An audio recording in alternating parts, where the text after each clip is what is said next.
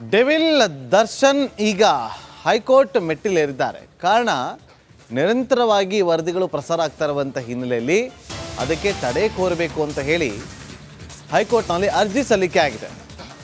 High court ಮೆಟ್ಟಿಲೇರಿರುವಂಥ Darshan ಪರ ವಕೀಲರು ಮಾಧ್ಯಮಗಳ ಸರಣಿ ವರದಿಗೆ ಬೆಚ್ಚಿ ಬಿದ್ದಂಥ ಕಾಟೇರ ನಿರ್ಬಂಧ ವಿಧಿಸುವಂತೆ ರಿಟ್ ಅರ್ಜಿ ಸಲ್ಲಿಕೆ ಆಗಿದೆ. ಚಾರ್ಜ್ ಶೀಟ್ನ ಗೌಪ್ಯ ಮಾಹಿತಿ ಬಹಿರಂಗ ಪಡಿಸಬಾರದು, ಈ ಬಗ್ಗೆ ಮಾಧ್ಯಮಗಳಿಗೆ ನಿರ್ಬಂಧವನ್ನು ವಿಧಿಸುವಂತೆ ಮನವಿಯನ್ನು ಮಾಡಿಕೊಂಡಿದ್ದಾರೆ.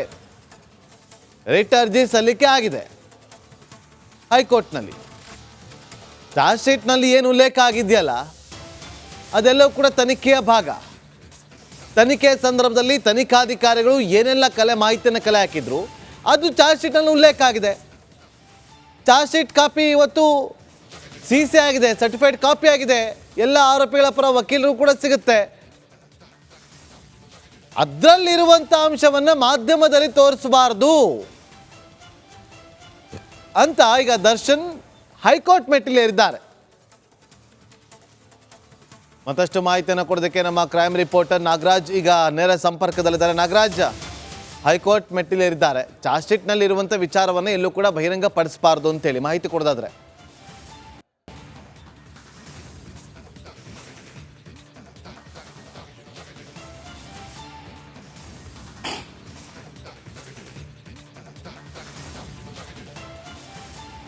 ಖಂಡಿತ ನಾಗೇಂದ್ರ, ಏನು ಈ ಹಿಂದಿನಿಂದಲೂ ಸಹ ಮಾಧ್ಯಮಗಳಲ್ಲಿ ಯಾವುದೇ ವಿಚಾರಗಳು ಬರಬಾರದು ನನ್ನ ಬಗ್ಗೆ ಅಂತೇಳಿ ದರ್ಶನ್ ಒಂದು ಪ್ರಯತ್ನವನ್ನು ಪಡ್ತಾ ಇದ್ರು. ಅದರ ಮುಂದುವರೆದ ಭಾಗವಾಗಿ ಒಂದು ರೇಣುಕಾ ಸ್ವಾಮಿ ಕೊಲೆ ಪ್ರಕರಣಕ್ಕೆ ಸಂಬಂಧಿಸಿದಂತೆ ಏನು ಈಗಾಗಲೇ 24ನೇ ACMM ನ್ಯಾಯಾಲಯಕ್ಕೆ ಕಾಮಾಕ್ಷಿಪಾಳ್ಯ ಠಾಣಾ ಪೊಲೀಸರು 3991 ಪೇಜ್ಗಳನ್ನ ಒಂದು ಚಾರ್ಜ್ ಶೀಟ್ ಅನ್ನು ಸಲ್ಲಿಕೆ ಮಾಡಿದ್ರು. ಈ ಚಾರ್ಜ್ ಶೀಟ್ ನ ಯಾವೊಂದು ವಿಚಾರಗಳನ್ನು ಸಹ ಮಾಧ್ಯಮಗಳು ಪ್ರಕಟಿಸಬಾರದು ಅಂತೇಳಿ ಒಂದು ಮನವಿಯನ್ನ ಸಲ್ಲಿಸಿ ಒಂದು ರಿಟ್ ಅರ್ಜಿಯನ್ನ ಇವತ್ತು ಹೈಕೋರ್ಟ್ಗೆ ಫೈಲ್ ಮಾಡಿರ್ತಕ್ಕಂಥದ್ದು. ಅದು ಇನ್ನಷ್ಟೇ ವಿಚಾರಣೆಗೆ ಬರಬೇಕಾಗಿದೆ.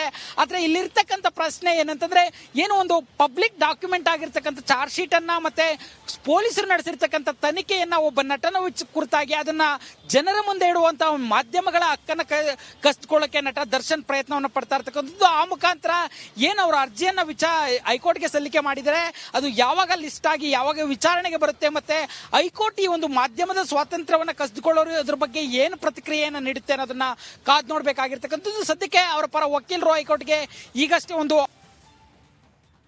ಅರ್ಜಿಯನ್ನ ಸಲ್ಲಿಕೆ ಮಾಡಿರ್ತಕ್ಕಂಥದ್ದು. Nagendra, okay, thank you Nagaraj ನಿಮ್ಮೆಲ್ಲ ಮಾಹಿತಿಗಾಗಿ.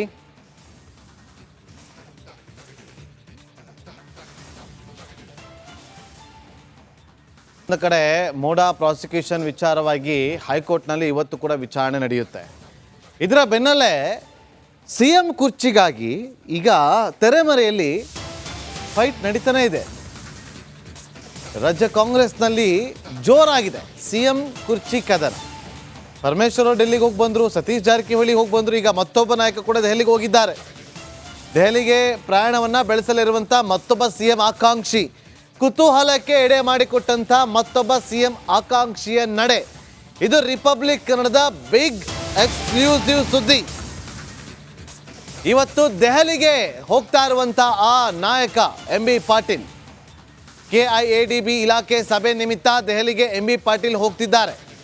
ಇದೇ ವೇಳೆ ಕಾಂಗ್ರೆಸ್ ಹೈಕಮಾಂಡ್ ಅನ್ನ ಭೇಟಿ ಮಾಡಿ ಅವರ ಇಂಗಿತವನ್ನ ವ್ಯಕ್ತಪಡಿಸುವಂತ ಸಾಧ್ಯತೆ ಕಂಡು ಬರ್ತಾ ಇದೆ. ರಾಜ್ಯ ಕಾಂಗ್ರೆಸ್ನಲ್ಲಿ ಆ ಮೂಲಕ ಜೋರಾಗಿದೆ CM ಕುರ್ಚಿ ಕದನ. ಪರಮೇಶ್ವರ್ ಅವರು ದೆಹಲಿಗೆ ಹೋಗಿ ಬಂದರು, ಅದರ ಬೆನ್ನಲ್ಲೇ ಸತೀಶ್ ಜಾರಕಿಹೊಳಿ ಕೂಡ ಹೋಗಿ ಬಂದರು. ಈಗ MB ಪಾಟೀಲ್ ಅವರ ಸರ್ದಿ, ಬೇರೆ ಮೀಟಿಂಗ್ ಇದೆ, ಮೀಟಿಂಗ್ ಜೊತೆಯಲ್ಲಿ ಈಗ ಹೋಗಿ ಹೈಕಮಾಂಡನ್ನು ಭೇಟಿ ಮಾಡಿ ಬರೋದು. ಈಗ ರೇಸ್ ಶುರುವಾಗಿದೆ, CM ರೇಸ್ ಶುರುವಾಗಿದೆ ಕಾಂಗ್ರೆಸ್ ಪಾಳ್ಯದಲ್ಲಿ. CM ವಿರುದ್ಧ ಕತ್ತಿ ಮಸಿಯೋದಕ್ಕೆ ಪ್ರಾರಂಭ ಕೂಡ ಆಗಿದೆ. ಬೆಳಗಾವಿಯಲ್ಲಿ ಸಂಸದ ಜಗದೀಶ್ ಶೆಟ್ಟರ್ ಅವರು ಹೇಳಿಕೆಯನ್ನು ಕೊಟ್ಟಿರೋದು, ಕಾಂಗ್ರೆಸ್ ಒಳ ಜಗಳ ಎಲ್ಲಿಗೆ ಬಂದು ನಿಲ್ಲುತ್ತೋ ಗೊತ್ತಿಲ್ಲ ಅಂತೇಳಿ, ವೇಟ್ ಅಂಡ್ ಸಿ ಅಂತೇಳಿ ಸಂಸದ ಜಗದೀಶ್ ಶೆಟ್ಟರ್ ಅವರು ಬೆಳಗಾವಿಯಲ್ಲಿ ಹೇಳಿಕೆಯನ್ನು ಕೊಟ್ಟಿದ್ದಾರೆ. ಕೇಳಿ. ನಾ ಹೇಳಿದಿಲ್ಲ, ಅದು ಅವರೊಳಗೆ ಇನ್ ಫೈಟಿಂಗ್ ಇದೆ. ಇದು ಸುಮ್ಮನೆ ಎಲ್ಲರೂ ನಾವು ನಿಮ್ಮ ಜೊತೆ ಇದ್ದೇವೆ ಅಂತ ಸಿದ್ದರಾಮಯ್ಯವರು ಹೇಳ್ತಾ ಇದ್ದಾರೆ. ಆದರೆ ಒಳಗೊಳಗೆ ಕತ್ತಿ ಮೆಸಲಿಕ್ಕೆ ಚಾಲು ಮಾಡಿದ್ದಾರೆ ಪರಸ್ಪರ. ಹೀಗಾಗಿ ಈಗಾಗಲೇ ಯಾರು ಮುಖ್ಯಮಂತ್ರಿ ಆಗಬೇಕನ್ನೋದು ರೇಸ್ ಸ್ಟಾರ್ಟ್ ಆಗಿದೆ. ಇಂಟರ್ನಲಿ ಇನ್ ಫೈಟಿಂಗ್ ಸ್ಟಾರ್ಟ್ ಇದೆ. ಯಾವಾಗ ಅದು ಸ್ಫೋಟ ಆಗ್ತದೆ ಹೇಳಲಿಕ್ಕೆ ಬರೋದಿಲ್ಲ. ಹೊರಗಡೆ ಮಾತ್ರ ನಾವು ಮುಖ್ಯಮಂತ್ರಿಗಳ ಪರವಾಗಿ ಅವರು 5 ವರ್ಷ ಮುಂದುವರಿಬೇಕು, ಇದೆಲ್ಲ ಹೊರಗಡೆ ಸ್ಟೇಟ್ಮೆಂಟ್ ಅಷ್ಟೇ. ಬಟ್ ಇಂಟರ್ನಲ್ಲಿ ಏನೇನು ನಡಿಬೇಕು ಎಲ್ಲ ನಡೀತಾ ಇದೆ. ಹೀಗಾಗಿ ಕಾಂಗ್ರೆಸ್ಸಿನ ಈ ಒಂದು ಒಳಜಗಳ ಎಲ್ಲಿಗೆ ಬಂದು ಹತ್ತೋದು ಗೊತ್ತಿಲ್ಲ. ನೋಡಿ ವೇಟ್ ಮಾಡೋಣ, ವೇಟ್ ಆ್ಯಂಡ್ ಸಿ.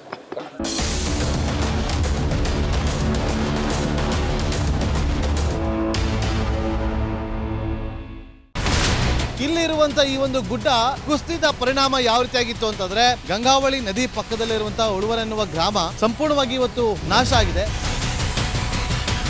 ಮನೆ ಮಠ ಏನಿಲ್ಲ, ಎಲ್ಲ ಹೋಗ್ಬಿಟ್ಟಿದೆ.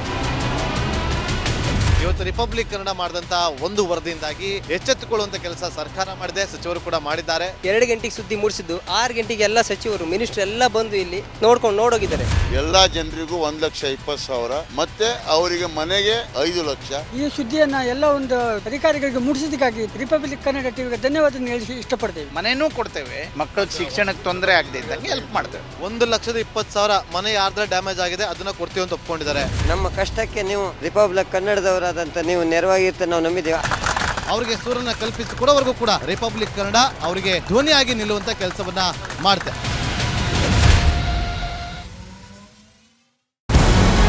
ನಮಸ್ಕಾರ, ಕರ್ನಾಟಕ ಪ್ರೈಮ್ ಟೈಮ್ಗೆ ಸ್ವಾಗತ. ನಾನು ಜಯಪ್ರಕಾಶ್ ಶೆಟ್ಟಿ. ಇಡೀ ಕರ್ನಾಡು ಇವತ್ತು ರೆಬೆಲ್ ಆಗಿ ನಿಂತಿದೆ. ಈ ಹಗರಣಗಳನ್ನು ಸದನದಲ್ಲಿ ಪ್ರಸ್ತಾಪ ಮಾಡಲು ಕೂಡ ಕಾಂಗ್ರೆಸ್ ಹಿಂದೇಟು ಹಾಕಿದ್ದೇಕೆ? ನಿಮ್ಗೆ ಸಂಬಳ ಅದಕ್ಕೆ, ನಿಮಗೆ ವಾಹನ ಅದಕ್ಕೆ, ನಿಮಗೆ ವೆಪನ್ ಅದಕ್ಕೆ, ನೀವು ಅದನ್ನು ಸೆರೆ ಹಿಡಬೇಕಾಗಿತ್ತು. ನೀವು ವಿದ್ಯುತ್ ಬರ ಇದೆ ಅಂತ ಹೇಳ್ತಾ ಇದ್ದೀರಿ, ಎಲ್ಲಿ ಬರ ಇದೆ ನೀವು ಹೇಳಬೇಕು.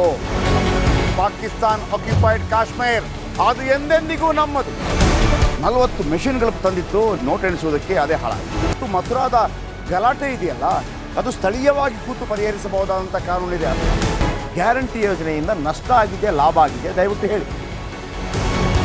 Dawood Ibrahim most wanted criminal ಯಾವಾಗಾದ ಅಂದರೆ ಇಲ್ಲಿ ತನಕ ಭಾರತ ದೇಶದಲ್ಲಿ ಓರ್ವ ದಲಿತ ಪ್ರಧಾನಿಯಾದಂಥ ಇತಿಹಾಸವೇ ಇಲ್ಲ. ರಿಪಬ್ಲಿಕ್ ವರ್ಲ್ಡ್ ಆಪ್ ಇದು ಕೇವಲ ಅಪ್ಲಿಕೇಶನ್ ಅಲ್ಲ, ಸಮಗ್ರ ಸುದ್ದಿಗಳ ಸಂಪರ್ಕ ಮಾರ್ಗಕ್ಕೆ ಕ್ರಾಂತಿಕಾರಿ ಬದಲಾವಣೆ. ರಿಪಬ್ಲಿಕ್ ವರ್ಲ್ಡ್ ಆಪ್ ಕೇವಲ ಸುದ್ದಿ ಅಪ್ಲಿಕೇಶನ್ ಅನ್ನ ಪರಿಚಯ ಮಾಡ್ತಾ ಇಲ್ಲ, ಬದಲಾಗಿ ಡಿಜಿಟಲ್ ಸುದ್ದಿ ಬಳಕೆಯ ಹೊಸ ಯುಗಕ್ಕೆ ನಾಂದಿ ಹಾಡ್ತಾ ಇದೆ. ಇದೊಂದು ಬ್ರೇಕಿಂಗ್ ನ್ಯೂಸ್, ಪ್ರಭಾವಶಾಲಿ ಕಾರ್ಯಕ್ರಮಗಳಿಗೆ ಗಟ್ಟಿಯಾದ ವೇದಿಕೆ. ರಿಪಬ್ಲಿಕ್ ವರ್ಲ್ಡ್ ಅಪ್ಲಿಕೇಶನ್ ಈಗ ಲೈವ್ ಆಗಿದೆ. ಗೂಗಲ್ ಪ್ಲೇ ಸ್ಟೋರ್ ಮತ್ತು ಆಪಲ್ ಆಪ್ ಸ್ಟೋರ್ ಎರಡರಲ್ಲೂ ಲಭ್ಯವಿದೆ. ಈಗಲೇ ಡೌನ್ಲೋಡ್ ಮಾಡಿ.